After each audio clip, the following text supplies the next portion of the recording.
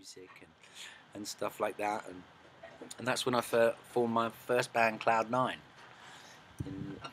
in Oxford, and that took over basically. You know, had more fun doing that than going to college, and we got kind of popular down there, and we used to have this great flat where we could have great parties and rehearse, and it was a good old time.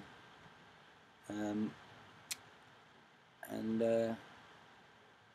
yeah, we ended up, doing some shows in London. In fact, we'd come down by Jesse Wood's invitation and play in Kingston at the Grey Horse. And Jesse's band, which was called Wood Spirit, they used to support us and put on the show. And we'd come down and have a great old time. And actually, I don't know if Jesse knows it, but those first gigs there, that's what inspired the song I Believe, which was, it's just like a little blues riff. I can't play it on this guitar. That's just sort of driving and repetitious, and that was great, you know. And then unfortunately, one of my dear friends, who's a keyboard player called Brian, he had some difficulties with a lady or whatever, and he hung himself, which was very sad. Unfortunately, I went to his house the next morning, and I was the first kind of person on the scene. Oh, no. And I found him, and that kind of well, it was very shocking and upsetting, and it kind of closed the book on Oxford for me, and I wanted a fresh beginning and stuff, and moved back to Richmond, and that's where we reopened the Crawdaddy Club and had held weekly jam sessions, blues jam sessions, and I used to book the bands for the place and do the lights and sound and stuff, and worked in the guitar shop round the corner and really had it going on. And that's when I got sort of the invite back to LA. You know, obviously been on the phone with Andy and stuff, and I'd written a bunch of songs and things were going really great. And of course, when everything's going really great, everybody wants a piece of you. So moved. Well, no. First of all, I went out there to say hi and check it out, and they were all kind of, "Well, you're not staying?" Like, well, I just wanted to be sure. I wanted to be sure. You want to be sure. We all want to be sure.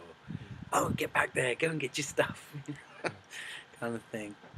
And so I came back to England and saved up some cash, got rid of my flat, got rid of all my little bits and pieces, packed my trunk and went back out to the States with great expectations. I'm going to make an album with my dad and my young brother, who's an amazing drummer, Evan. He was going to play drums. It was going to be great, you know. But it wasn't to be, because well, let's just say that Andy was, you know, whoopity woo one day and whoopity boo another day. Of course, I had no idea. You don't realise the problems that other people are going through unless they tell you, or unless they want to share. So I think it was like on day 3, he woke up all grumpy and stuff, and the morning after, and like, "What are you doing here?" That wasn't really what I wanted to hear. Kind of invested a lot in the move, and it's ready to work. I think you should go back home to England. Oh, right, okay. But you know, I worked quick, and I think I'd already joined a band within 3 days, and they lived just down the road. So I was on the phone. I was like, "Look, I think I'm gonna have to go back to England. I'm really sorry." And they're like, "No, you can come and stay here." So I decided to make a go for it, you know. And we did this band called Vent, and that was in Hollywood. And then I met the girl, and blah blah blah blah blah. Ended up working in the adult entertainment industry, porno, in the Valley. As a film star? As a film star, no.